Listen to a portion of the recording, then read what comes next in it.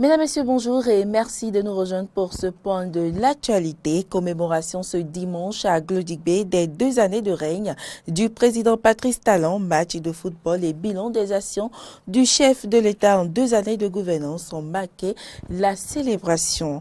Le médiateur de la République intervient dans la crise sociale actuellement en cours au Bénin après les centrales syndicales. Joseph Nyolonfou a rencontré ce week-end certains membres du gouvernement. Et puis à Strasbourg, une télévision pirate défie le pouvoir en Azerbaïdjan.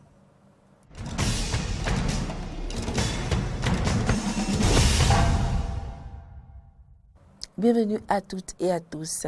Le 6 avril rimait avec le 2e anniversaire d'accession du président Patrice Talon au pouvoir.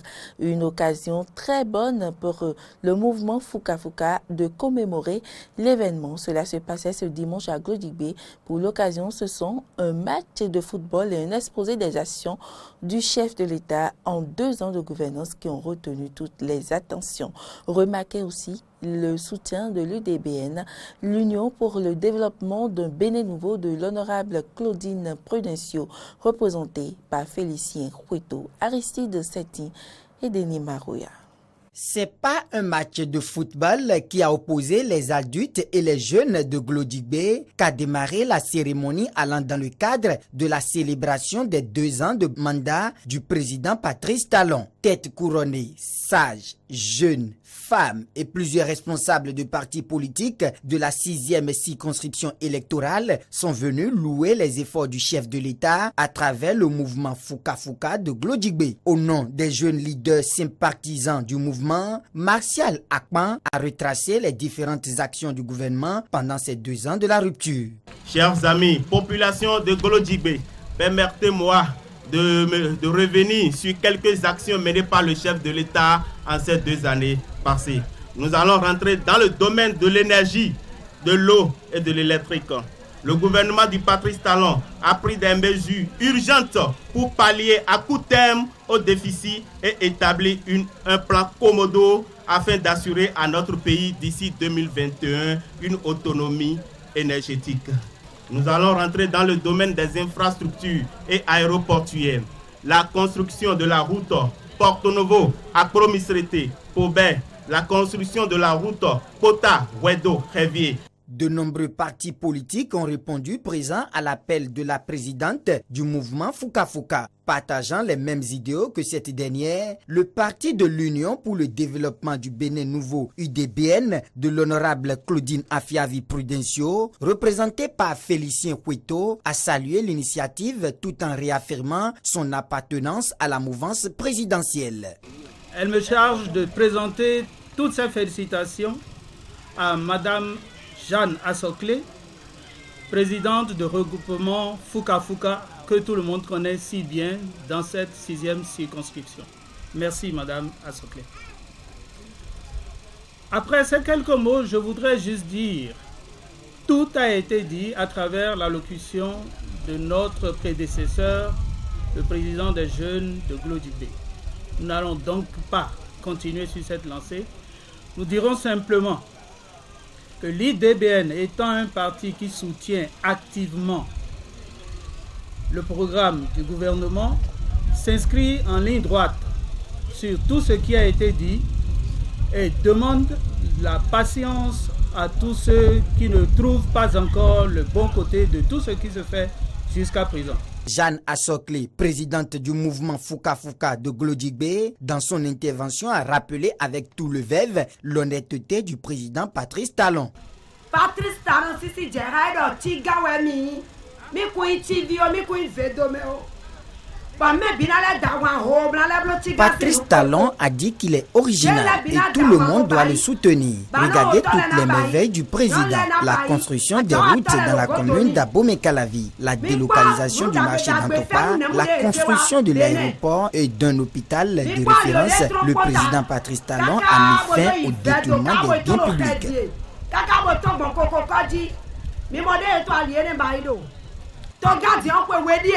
No mi da kwe aton ejo bayi bo kwe we di onu de ko bayi o mi bo pon bo apoche me o egbeun e do mi ku ba apoche me o Le deuxième anniversaire du pouvoir du chef de l'État Patrice Talon a été encouragé par l'assistance et des enveloppes financières ont été remises aux deux équipes du match pour marquer l'édition 2018. En deux de Patrice Talon encore, c'est par un rapport que la plateforme électorale des organisations de la société civile dresse le bilan de cette gouvernance au moyen du précimètre, un instrument de mesure de cette gouvernance. Ce document révèle les statistiques adossées au respect ou non des 198 promesses électorales faites par le président Talon. Et vous allez le voir, on note une évolution au niveau des promesses tenues ou non, des promesses enclenchées ou non entre la première et la deuxième année du mandat du chef de l'État béninois.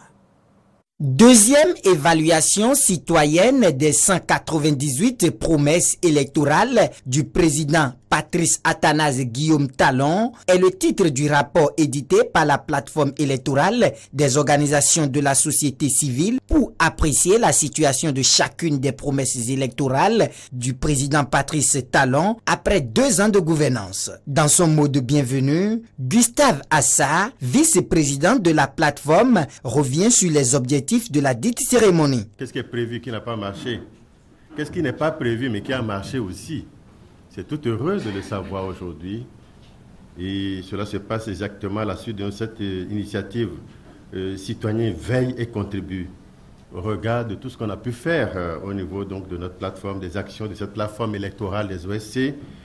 Les acteurs de cette plateforme ont encore réuni un certain nombre d'éléments que nous voulons partager avec vous. Le document soumis à l'appréciation du peuple béninois a été rédigé grâce au présimètre qui est l'instrument de mesure des promesses tenues et non tenues, celles enclenchées et non enclenchées par le président. Selon Julien Oussou, coordonnateur de la plateforme des OSC du Bénin, 20 contributeurs ont été commis pour évaluer la tenue ou non des promesses dans les 18 domaines que couvrent les 198 promesses. On peut rentrer dans le détail des actions. Il y a la promesse qui dit que l'on va faire l'enregistrement biométrique de la population.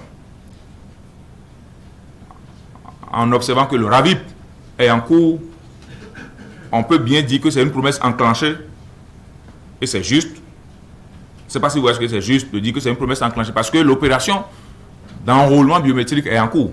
En temps de faire une comparaison par rapport à la première année, on peut se rendre compte que de 6 promesses tenues, il y a eu environ 27 autres promesses tenues qui se sont ajoutées. On était déjà à 6 promesses à l'an 1.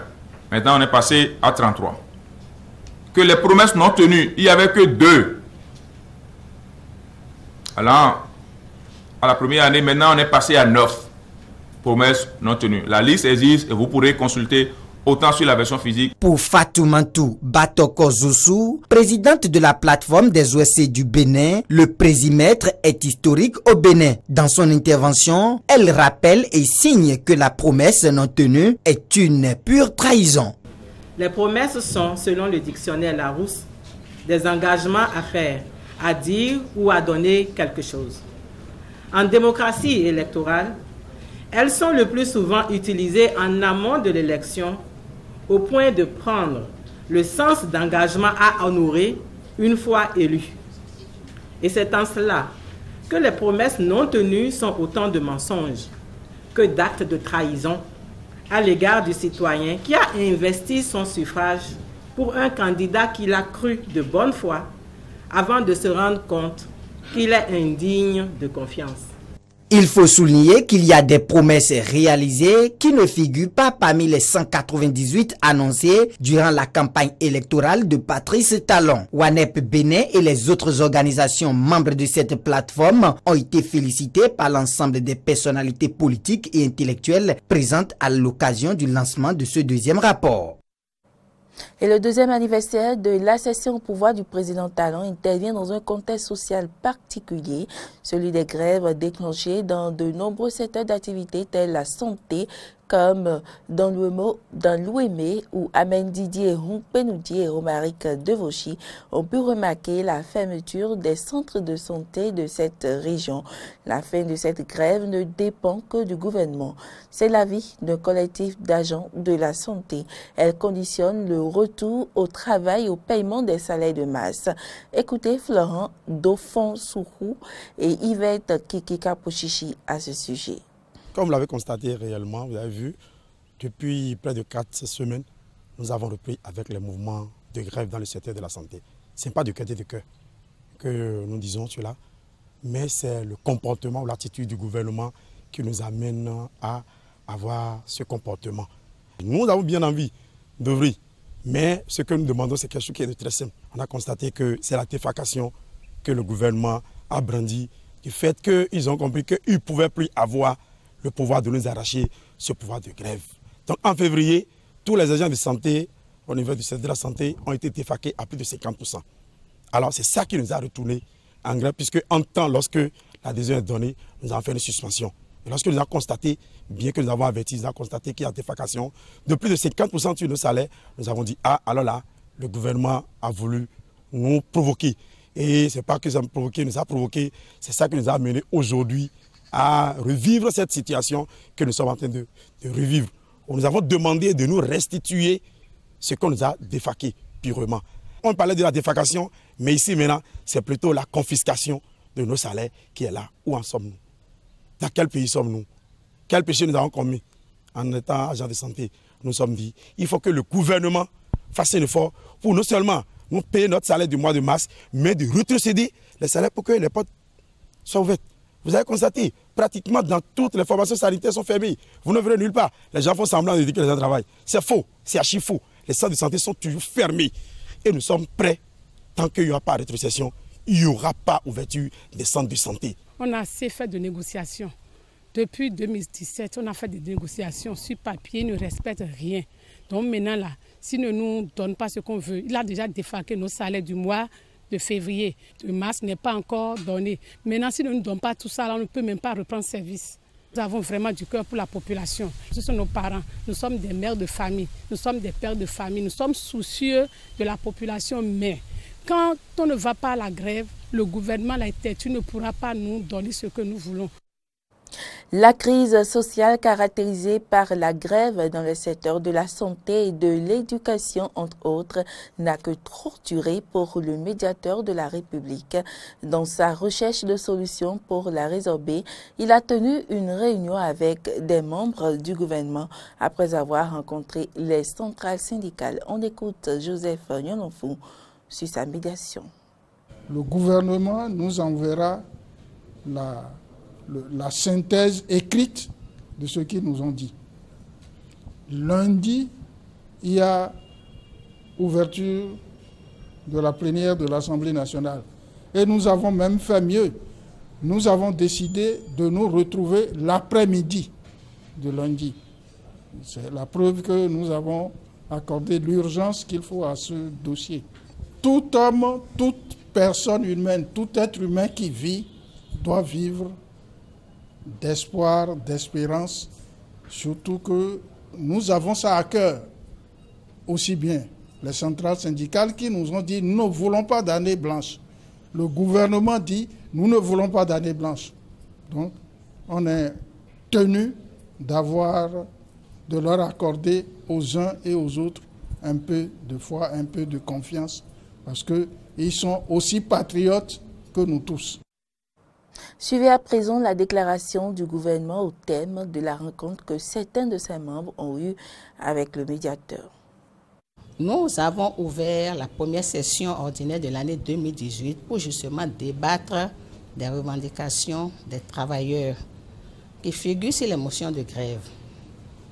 Le gouvernement a fait des efforts, même en ce qui concerne l'application des statuts des enseignants du primaire, de la maternelle bien évidemment, du secondaire et de la formation professionnelle, secondaire technique. Le gouvernement a également fait des efforts parce qu'il y a 6 arrêtés d'application, 6 projets qui ont été élaborés avec l'annonce du paiement d'un certain nombre de primes. Mais jusqu'à présent, cela ne semble pas être accepté totalement par les enseignants qui estiment qu'au lieu d'appliquer l'incidence financière sur 6 arrêtés, il vaut mieux l'appliquer sur 3. Mais nous avons dit revenir à la table de négociation, que nous puissions poursuivre les discussions. Rien n'est impossible lorsqu'on discute. C'est cela, mais ils ont fait de la rétrocession des défalcations une question préjudicielle. Il faut forcément rétrocéder les défalcations avant la reprise des négociations. Avant tout déclenchement du moment de grève, il y a une procédure qu'il faut observer. Il faut ouvrir les négociations. Il faut constater que les négociations ont échoué ou ont réussi. Et en cas d'échec maintenant, on peut décider d'aller en grève, envoyer un préavis, aller en grève. C'est cette procédure que les organisations syndicales ne respectent pas qui fait que le gouvernement a décidé de faire des prélèvements pour faire de grève. Mais le gouvernement a toujours la main tendue. Nous avons demandé qu'il revienne à la table de négociation. Nous poursuivons les négociations et peut-être qu'ils auront satisfaction sur un certain nombre de points sur lesquels ils n'ont pas satisfaction aujourd'hui. Donc le médiateur, comme d'autres, s'est intéressé à la crise pour voir ce qu'il va proposer au gouvernement. Donc nous avons donné notre version des faits. Voilà ce que nous avons fait, nous attendons. Mais je profite de l'occasion, comme cela se fait depuis un certain temps, depuis que la grève a commencé, pour demander aux travailleurs de reprendre le chemin du travail. 3 mois de grève dans un pays en développement, c'est du gâchis. De reprendre et nous poursuivons les négociations. Tant que le gouvernement a les moyens de donner satisfaction, il ne va pas s'abstenir de le faire. Nous avons besoin d'eux pour travailler, pour réussir l'exécution du programme d'action du gouvernement. Donc, nous les attendons. Dans la commune de Zé, 40 jeunes ont reçu le CQM, certificat de qualification professionnelle au métier. C'est sa reconnaissance de leurs compétences professionnelles que l'État le manifeste ainsi. Fréjus Saoulan et Romaric de Vauchy. Ils sont 40, ces jeunes qui ont reçu ce samedi 7 avril 2018 leur certificat de qualification professionnelle au métier CQM dans la ville de Zé. Introduit par décret 2005-117 du 17 mars 2005 dans le cadre de la reconnaissance par l'État des compétences professionnelles technologiques et générales acquises par l'apprentissage ou l'exercice d'un métier ou d'une activité professionnelle qualifiante, le CQM est entré dans sa phase expérimentale en 2013 dans 29 communes pilotes. Le 29 août 2017, il a été étendu sur l'ensemble du territoire national à l'initiative du gouvernement Talon. C'est donc au terme de l'examen d'octobre 2017 que cette première promotion de la commune de Zé a tiré son épingle du jeu avec un taux de 100%. Le président du collectif des artisans de la commune a tenu à placer ses récipiendaires devant leurs responsabilités. Si vous faites partie de la vague 1 du CQM dans notre commune, c'est l'œuvre de Dieu. Jouissez-en au maximum. Pensez en premier à votre propre installation et oubliez toute distraction frivole, car vous êtes face à votre destin maintenant. Si la réforme instituant le CQM vise la disparition de l'ancienne méthode de délivrance des diplômes, gangrénée par la fantaisie, la tromperie et d'autres pratiques peu orthodoxes, certains esprits malins à Zé luttent pour défier l'innovation en délivrant de faux diplômes. Un comportement déploré par le maire de Zé qui promet des mesures et rappelle l'importance du certificat professionnel de qualification au métier. Avec ce diplôme de l'État, les enfants peuvent quand même s'insérer dans des centres de formation pour enseigner.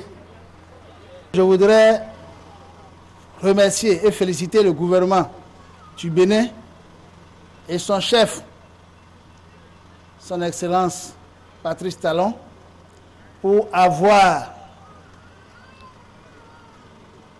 étendu le CQM à toutes les communes du Bénin.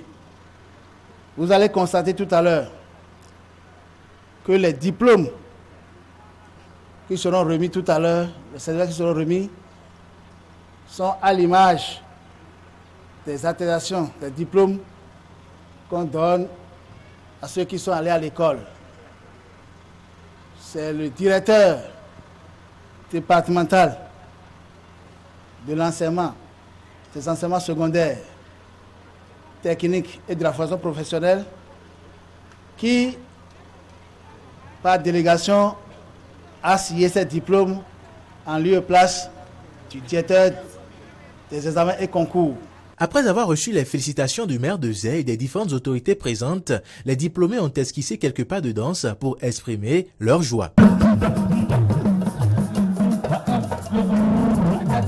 Le maire Joseph Dangbeno a exhorté les autres jeunes à se mettre rigoureusement au travail afin d'être prêts pour les prochains examens d'avril et d'octobre 2018. Les portes de la mairie sont ouvertes pour aider les candidats dans leurs différentes démarches administratives, a-t-il conclu.